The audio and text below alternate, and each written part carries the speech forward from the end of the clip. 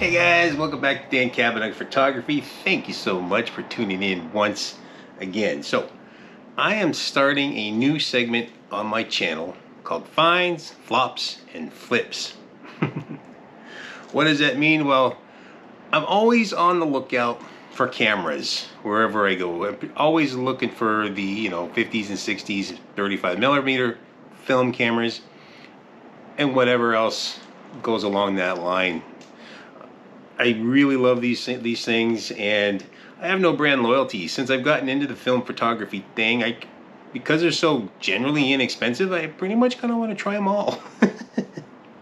So I find them at flea markets, and of course places like Facebook Marketplace and eBay and thrift stores and wherever. I'm always on the lookout, and a lot of us are. And when I find something that I decide it looks like it's in good enough shape, I take a risk and go ahead and buy it. And if I like it and I keep it, then it's a find.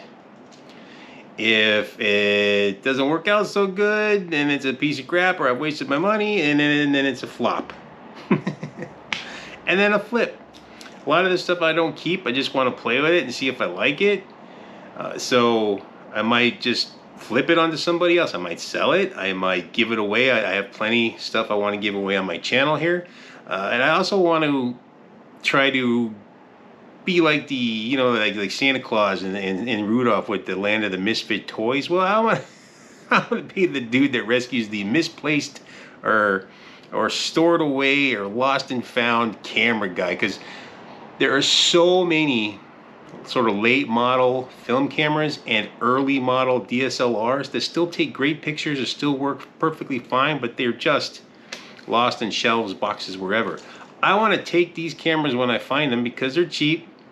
I get them working if they work, and then I want to give them away to people who will use them. Put them back into circulation and go make images and get people into photography who maybe can't afford it, maybe little kids, anything like that. So kind of find these great cameras and get them back into the world, keep them out of the landfill, and again, get them into people's hands who can use them. So I don't know how that'll work. I've done a few so far. I have collected several cameras that I'm going to go through.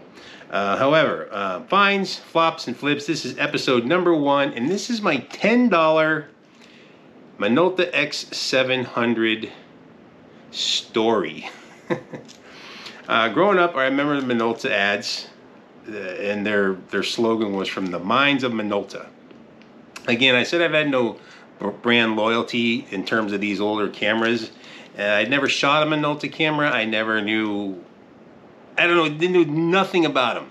I do know, as I've picked cameras up, that as you come across them, you can usually check, to see if the shutter works and things like that. Even if it's battery operated, it usually has like an automatic mode where you can check and at least make sure the shutter fires and things like that. I've learned that, but I didn't know squat all about this particular camera, very little.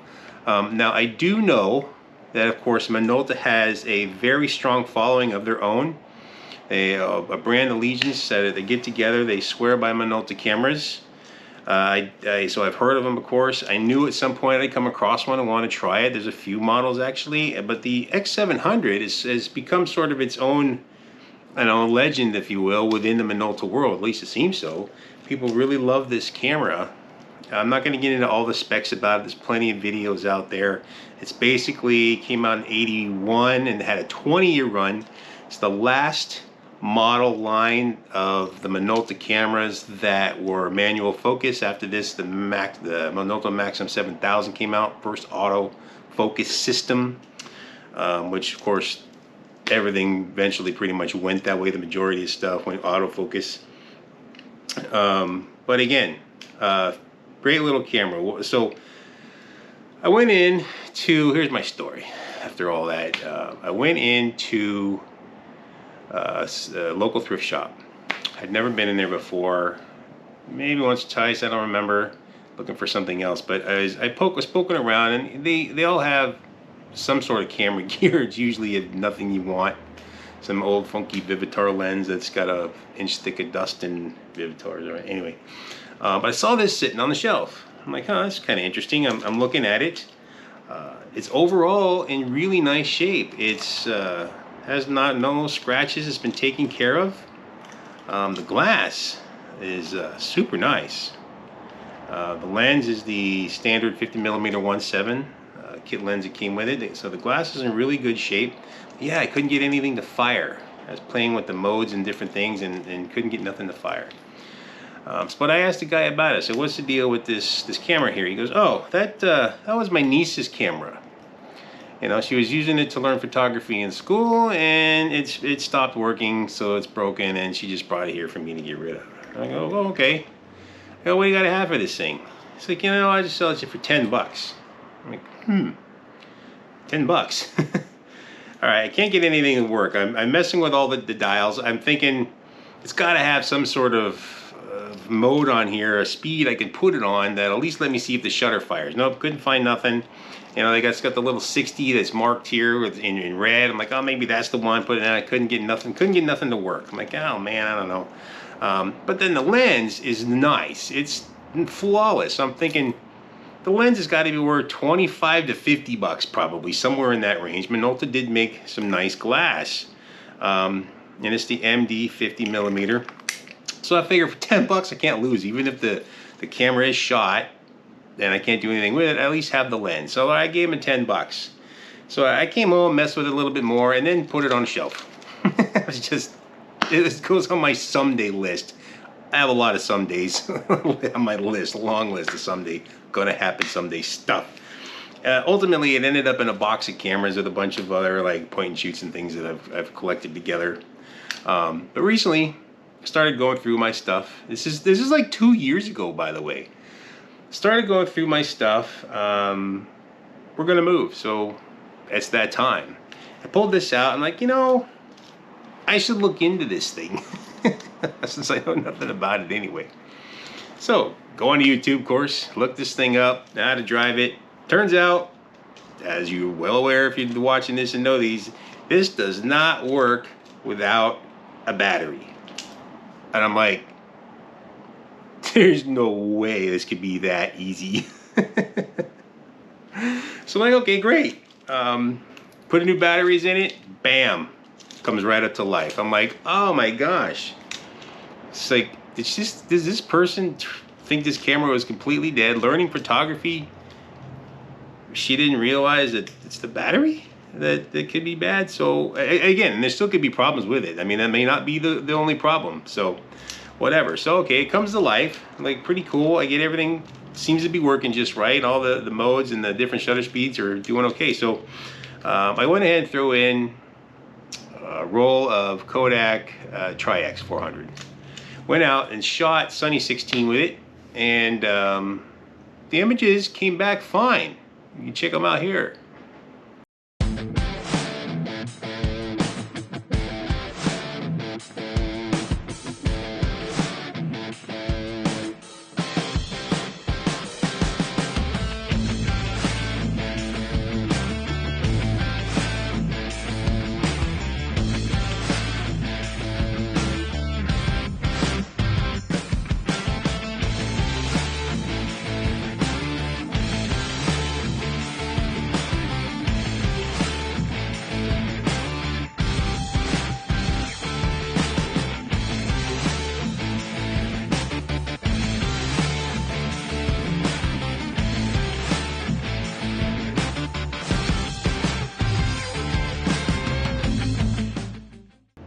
So as you can see, I mean, they aren't the greatest images because I was just testing the camera with a roll, but it worked just fine.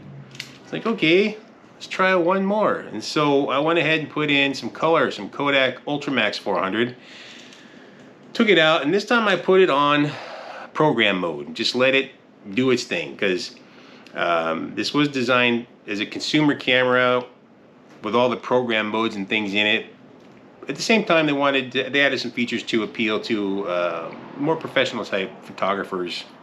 Whatever, I'm not gonna get into that. But anyway, so I went ahead in program mode, see how the meter works, the automatic metering and whatever. So I went out and pictures came out just fine. And so you can check them out right here.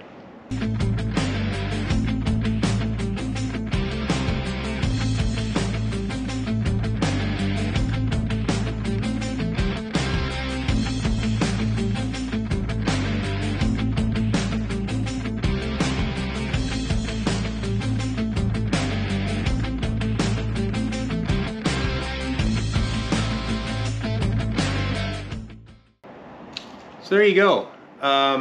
Ultimately, as far as I'm concerned, the only thing wrong with this camera is the battery died.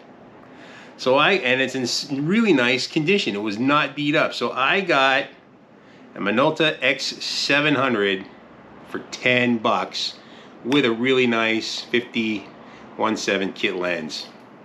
That, my friends, I'm gonna classify as a find. I really enjoyed shooting the camera as far as that goes. It's not heavy, it's, super easy to use. My best comparison is my Canon AE1 program, very similar. But I actually like the experience with this camera better than the Canon AE1. So yeah, this is gonna go into my collection. I'd like to add a couple more primes and maybe a zoom. So if I've done some research on lenses, but if you guys have a recommendation for particular lenses for this camera, I am all ears. I'd love to know.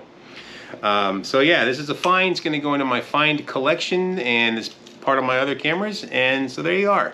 That's the end. That's my $10 Minolta X700 story. My first episode of finds, flops, and flips. So please like, subscribe, and share so you can catch the next one. And as always, keep shooting. I'm out, guys. Take care.